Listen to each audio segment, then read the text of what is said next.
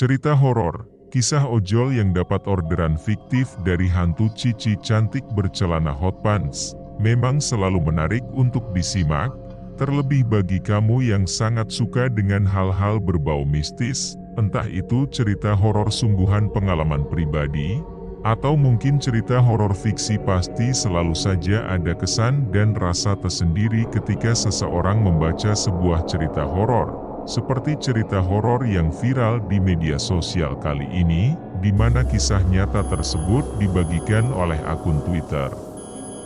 Catatan Yohane Channel, dalam cuitannya itu, pengunggah menyebutkan jika kisah ini menimpa teman satu SMA-nya yang bernama Rudy. Sebelum benar-benar membaca cerita horor ini, sebaiknya kamu siapkan camilan jika memang suka dengan cerita berbau mistis.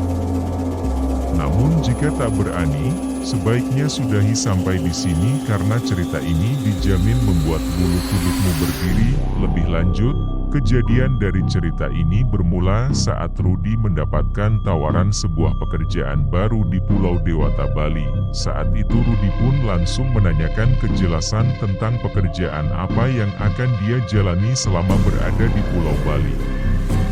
Secara singkat Rudy dijelaskan akan bekerja sebagai driver ojek online di Pulau Bali, di daerah Denpasar.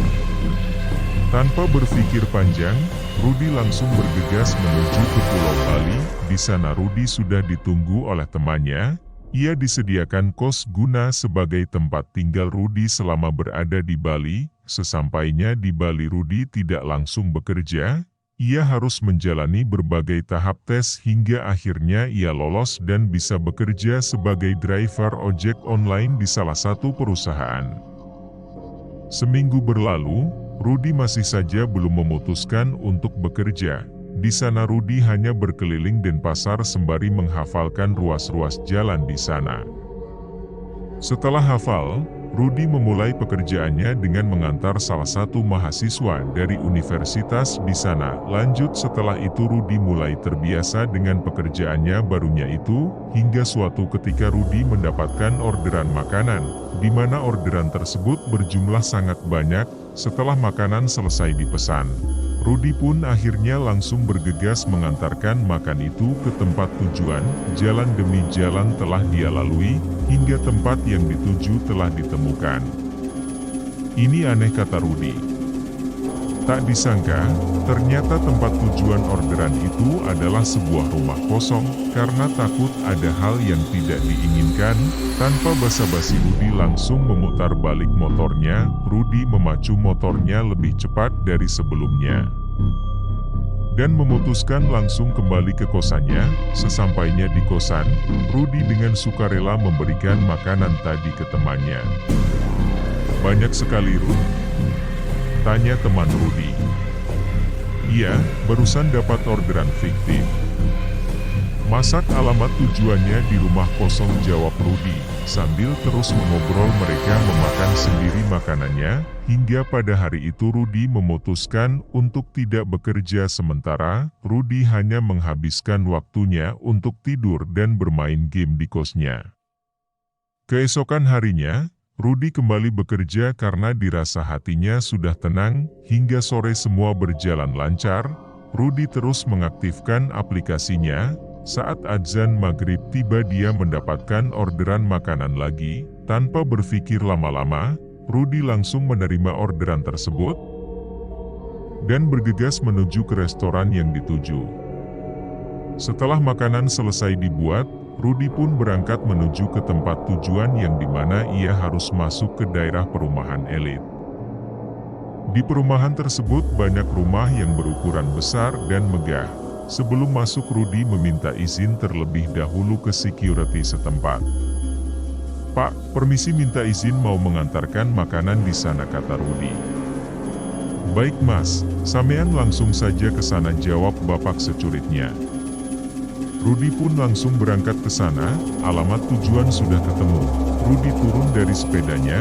Dia pun memanggil-manggil orang yang ada di dalam rumah tersebut. Karena tidak ada jawaban, akhirnya Rudy melihat sekeliling sambil mencari bel. Sepertinya tidak akan kedengeran jika dipanggil dari sini, kata Rudi sambil mencoba menghubungi lewat handphonenya. Rudi menemukan bel rumahnya di pojok dekat gerbang. Rudi pun menghampiri bel tersebut dan menekannya hingga terdengar suara dari dalam. "Halo Pak, sudah di mana?" Ternyata telepon Rudi sudah diangkat dan menanyakan keberadaan Rudi. "Sudah di depan rumahnya Mbak," jawab Rudi. "Oh ya udah Pak, saya keluar dulu," kata customer tersebut. Akhirnya Rudi mencoba menunggu. Tidak lama Rudi menunggu, karena pemilik rumah sudah keluar. Wanita cantik sekitar umur 20-an memakai kaos lengan pendek dan hot pants. "Mbak Cici ya?" tanya Rudi. "Iya Mas, ini uangnya," jawab Cici. "Waduh, saya tidak ada kembaliannya Mbak," kata Rudi.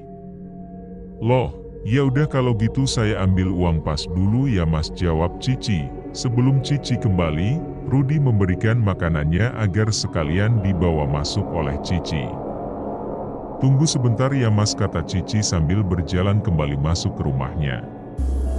Cici terus berjalan cepat dengan sedikit lari kembali ke rumahnya. Cici sengaja tidak menutup kembali gerbang rumahnya. Sambil menunggu Cici mengambil uang pas, Rudi pun mencoba melihat seisi rumah Cici yang sangat bagus.